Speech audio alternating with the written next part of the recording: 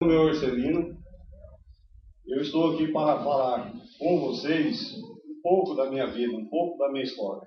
Eu gostaria de ficar até o dia inteiro falando, porque minha vida eu acho que dá um filme. Apesar de a minha infância não ter sido assim tão interessante, eu ouvi o nosso querido pastor falando sobre futebol, nosso amigo Antônio também falando sobre futebol. Eu não tive tantos privilégios, vou explicar para vocês por quê.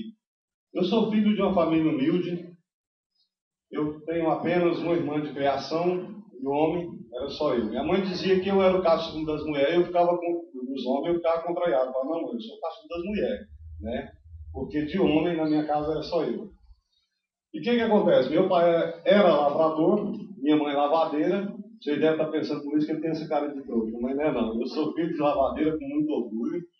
E eu não tive o privilégio de jogar futebol, eu não tive o privilégio de fazer essas brincadeiras que criança fazia, porque eu morava na roça, era a única criança, a mais próxima morava perto da minha casa, não era tão perto assim, e a minha mãe não me deixava ir para a casa de vizinho. Eu não joguei futebol na infância, eu não nadei, não aprendi a nadar, eu nado igual machado sem casa, bater na água e vai embora. Né? Aí o que acontece? Meu pai, como eu disse para vocês, meu pai era lavrador. Meu pai pegou um serviço para fazer, eu acho que a professora deve ter conhecimento, que ia catar raiz em terra arada. E era um pouco distante da minha casa.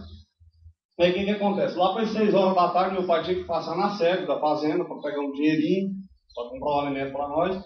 E falou para mim, falou, você pega essa raiz aqui, é uma raiz grande, falou, e leva essa raiz que é para sua mãe, e cozinhando feijão, para adiantar o almoço de manhã, né?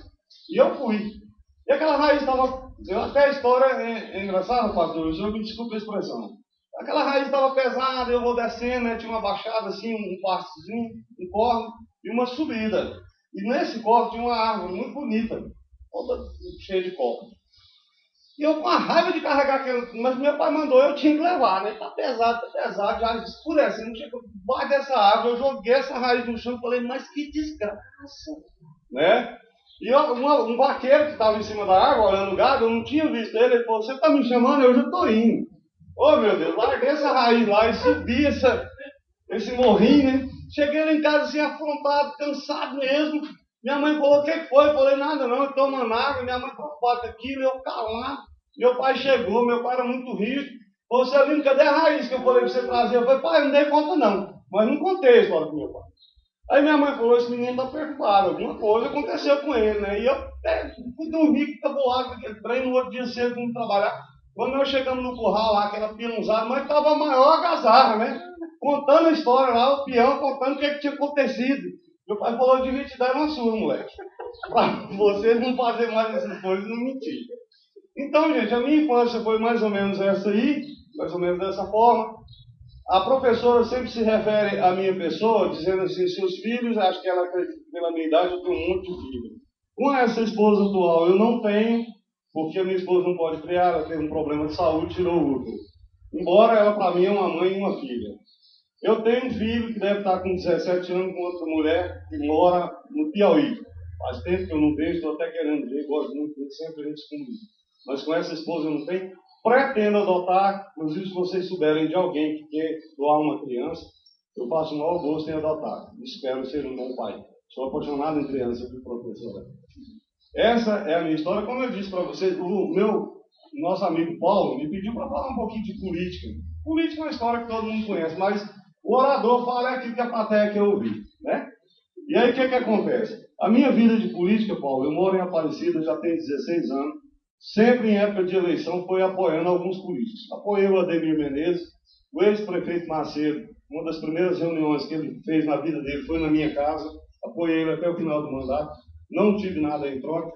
Nesta eleição agora, por eu ser envolvido presidente do partido, que é o PMDB, eu acho que vocês conhecem, que é muito amigo meu, o doutor Tarcísio Francisco Santos, procurador-geral de Aparecida, ele falou, Celino, nesse ano você vai sair candidato. Eu falei para ele que não estava preparado para isso, ele falou, não quero saber, o seu nome já está lá.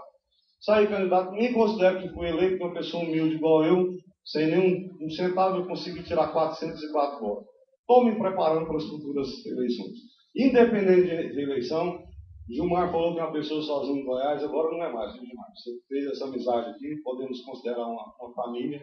Todos vocês estão convidados aí na minha casa, chegar ali na Vila Romana, próximo ao Jardim Tiradentes. Se não souber o endereço, perguntar pelo Severino lá, todo mundo conhece. Além de político, eu tive um pequeno comércio lá, foi uns 8 anos, então sou bem conhecido, fora os credores que eu devo, né? Vocês perguntar pelo Severino, todo mundo conhece. Gente, isso é um pouco da minha história. Muito obrigado a vocês e eu agradeço de coração.